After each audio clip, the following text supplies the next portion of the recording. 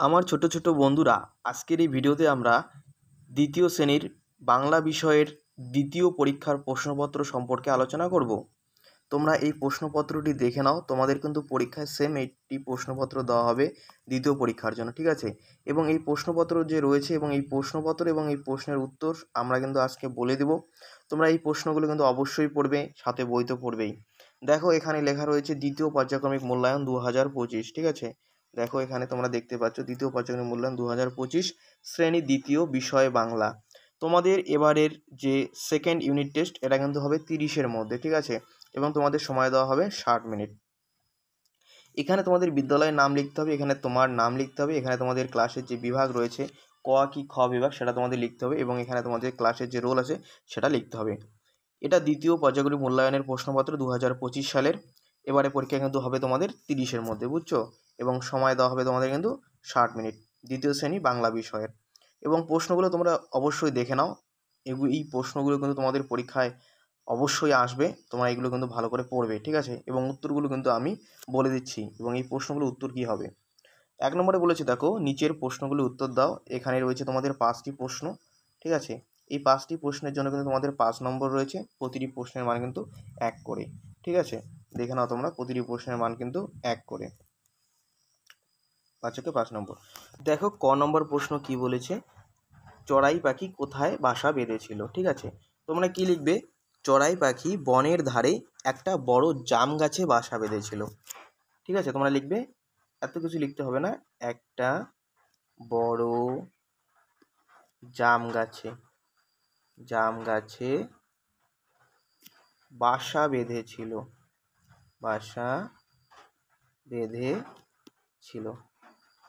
ঠিক আছে? তোমরা সুন্দর করে কিন্তু এটা লিখে দেবে, আর এটা কিন্তু তোমাদের বইও রয়েছে। পরের প্রশ্ন দেখো কি আছে। অতীত পাখি বলতে কোন পাখিদের বোঝানো হয়েছে? তোমরা এটা সকলেই জানো। অতীত পাখি কোন পাখি বলা হয়েছে? পরিযায়ী পাখিদের, পরিযায়ী পাখিদের বোঝানো হয়েছে। তারপরে প্রশ্ন দেখো কি আছে, গ নম্বর প্রশ্ন কি বলছে, আমাদের ছোট গ্রাম কার সমান? তোমরা লিখবে মায়ের সমান, ঠিক আছে? ঘ নম্বর প্রশ্ন দেখো কি বলেছে, বুদ্ধির পরীক্ষা গল্পটি কার লেখা? তোমরা এটা সকলেই জানো, নৃপেন্দ্র কৃষ্ণ চট্টোপাধ্যায়ের লেখা, ঠিক আছে? তোমরা লিখবে নৃপেন্দ্র কৃষ্ণ চট্টোপাধ্যায়, ঠিক আছে? নৃপেন্দ্র কৃষ্ণ চট্টোপাধ্যায়ের লেখা। এটা ভালো করে কিন্তু তোমরা লিখে নেবে। 15 নম্বর প্রশ্ন কি বলেছে, দেখো, মাইকে কিসের ঘোষণা শোনা যায়? কোন গাড়ি কখন আসবে?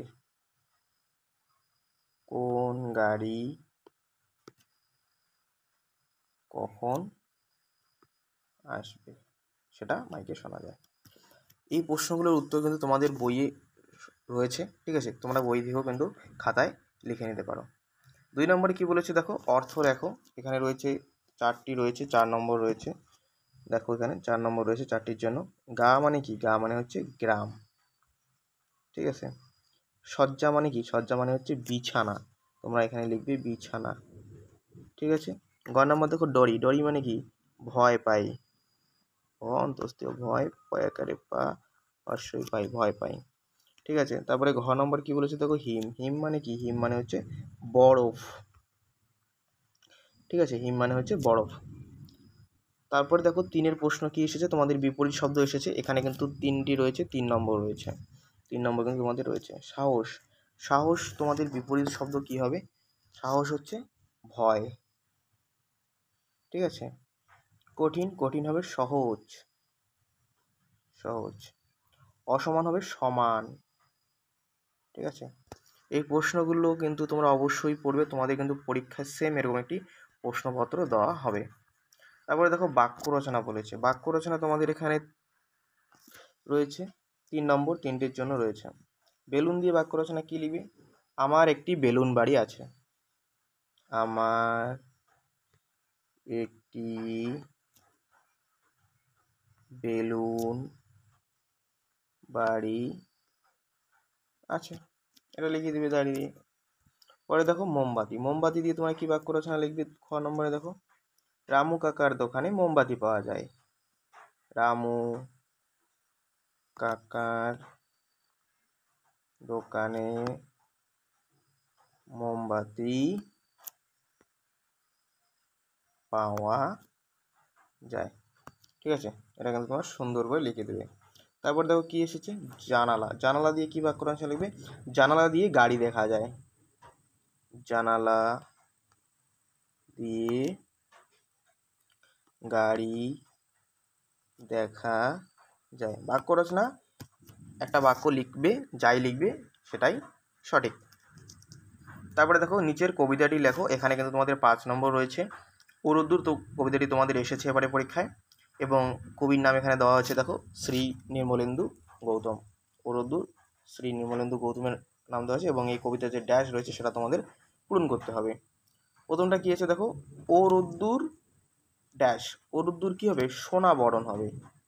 তোমরা বই থেকেও লিখতে পারো, এটা দেখে দেখে, বরণ, সোনা বরণ হবে। হ্যাঁ, সাত সকালে ভাই ড্যাশ ছড়িয়ে দিলি, কি ছড়িয়ে দিল?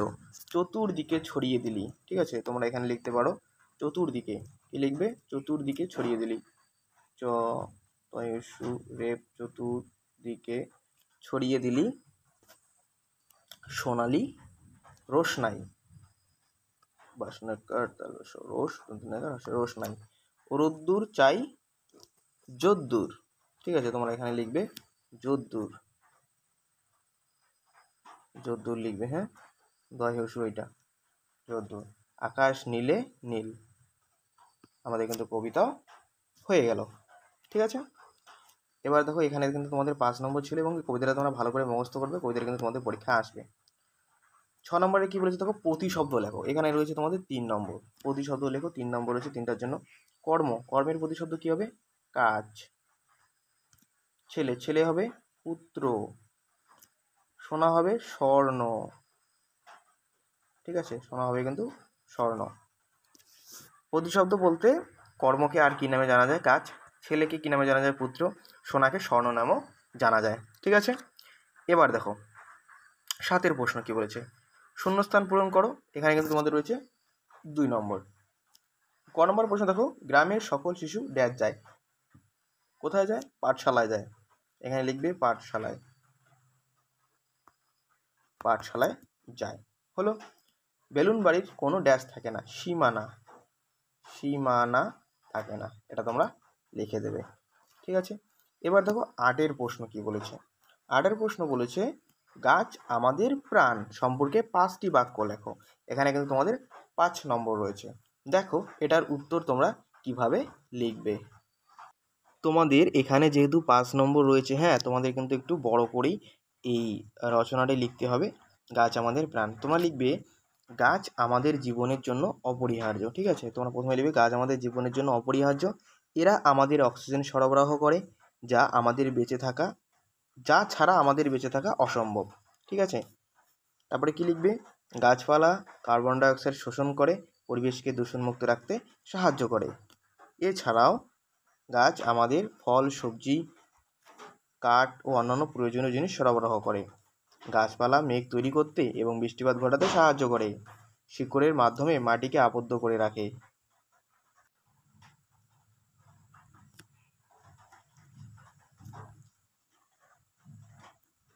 যা ভূমিধস ও মৃত্তিকা ক্ষয় রোধ করে। গাছপালা বিভিন্ন ধরনের বন্যপ্রাণীর আবাসস্থল সরবরাহ করে, তাই গাছকে আমাদের প্রাণ বলা অমূলক নয়। গাছ আমাদের বন্ধু। পরিবেশের ভারসাম্য বজায় রাখতে এদের ভূমিকা অপরিহার্য। আমাদের সকলের উচিত বেশি করে গাছ লাগানো, তাদের যত্ন নেওয়া উচিত। ঠিক আছে, এবার দেখো কী আছে, তাই আমরা বলবো একটি গাছ একটি প্রাণ। ঠিক আছে, তোমরা চাইলে এখান থেকে কিন্তু তোমরা এটা স্ক্রিনশট নিতে পারো। ঠিক আছে, তোমরা এটা কিন্তু চাইলে এখান থেকে স্ক্রিনশট নিতে পারো, এবং এটাই 5 নম্বরের জন্য কিন্তু তোমরা এটা, গাছ আমাদের প্রাণ যেহেতু বলেছে, গাছ আমাদের কী কী উপকার করে, গাছের ভূমিকা আমাদের জীবনে কী রয়েছে, সেটা কিন্তু তোমাদের কিন্তু অবশ্যই লিখতে হবে। এটাই তোমরা একটু গুছিয়ে লিখবে। ঠিক আছে, এখানে কিন্তু 5 নম্বর রয়েছে, তোমাদের কিন্তু এতটাই কিন্তু লিখতে হবে। তাহলে আমাদের দেখো সব প্রশ্ন উত্তর কিন্তু আমাদের হয়ে গেল। দেখো, গাছ আমাদের প্রাণ, যেটা 5টি বাক্য ছিল, সেটা একটু তোমাদের দেখাইলাম। তোমরা সেখান থেকে 5টি বাক্য, সুন্দর সুন্দর বাক্য 5টি তোমরা লিখবে, বা গোটাটাই যদি তোমরা মুখস্থ করো লিখে দাও, আরও ভালো 5 নম্বরই তোমরা পাবে।